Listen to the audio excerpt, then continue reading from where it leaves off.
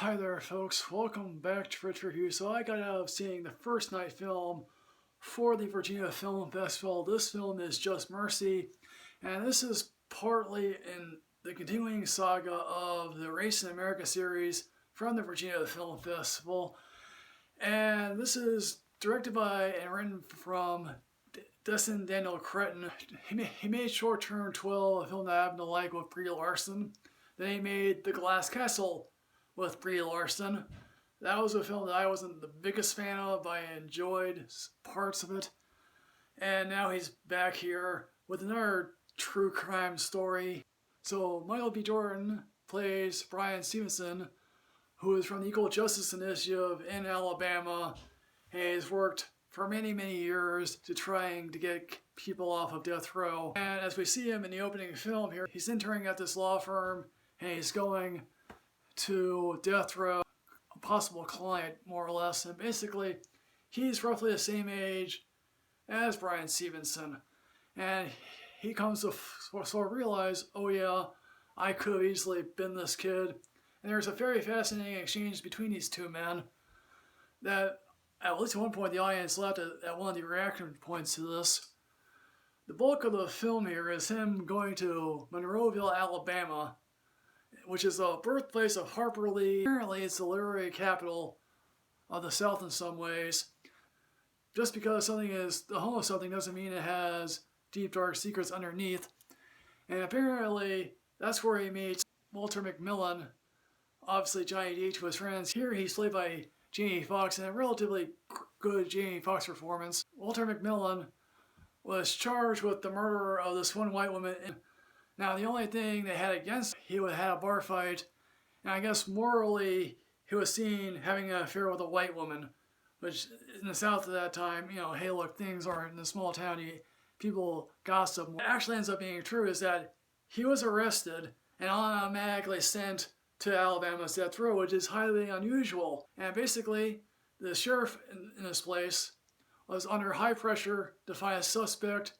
They chose him. Now, obviously, it's been several years later. Obviously, when we meet him, he's basically like, yeah, I've had last couple of lawyers come in here, say they're going to do things for me. What are you going to do? Obviously, Bryan Stevenson meets with his family.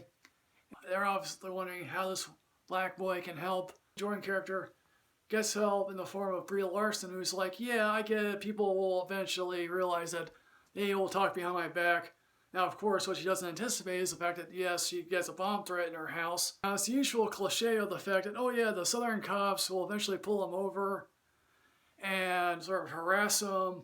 At least at one point, the sheriff is like, yeah, you come down here with your high ideals and you want to save us from the evil, redneck, racist cops. Now, I have no doubt that certain people down in the South do have certain ideas of how things should be.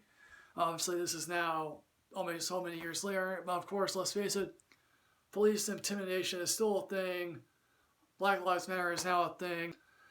And I guess one of the things that you kind of realize is how hard it is to become a lawyer.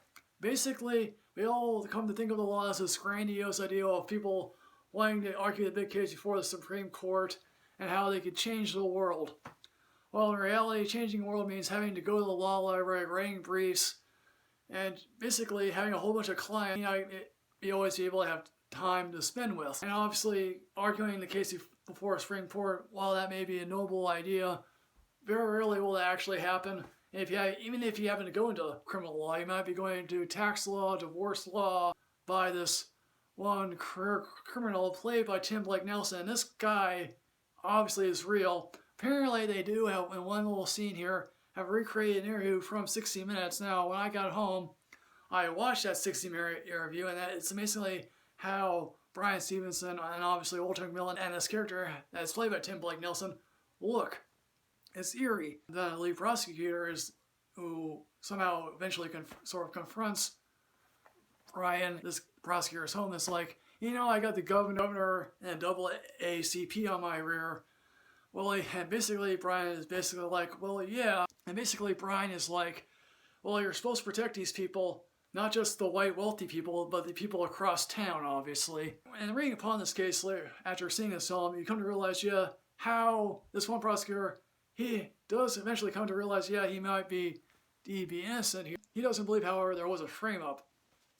Now, of course, when Walter McMillian is in prison, we do meet two of his friends, one of whom happens to be Anthony Roy Hitton, who eventually would get out of prison after spending 30 years in prison.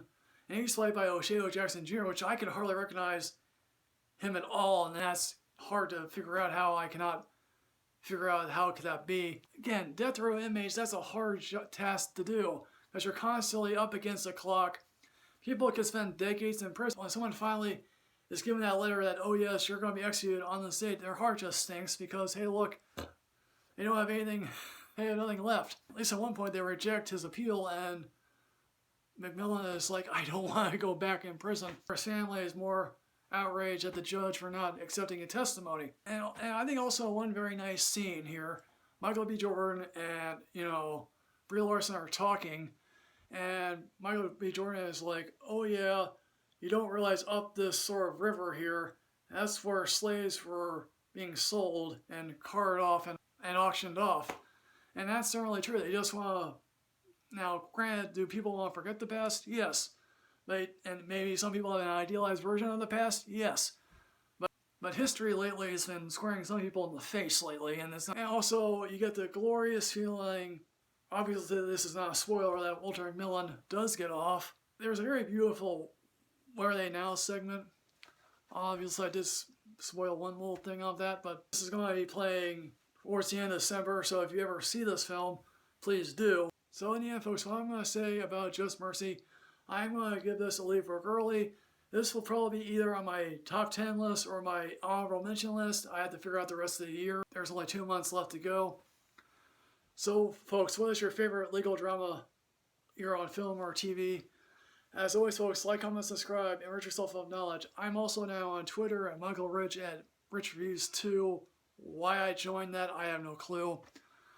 As always, folks, I'll see you next time, folks. Yes, hooray.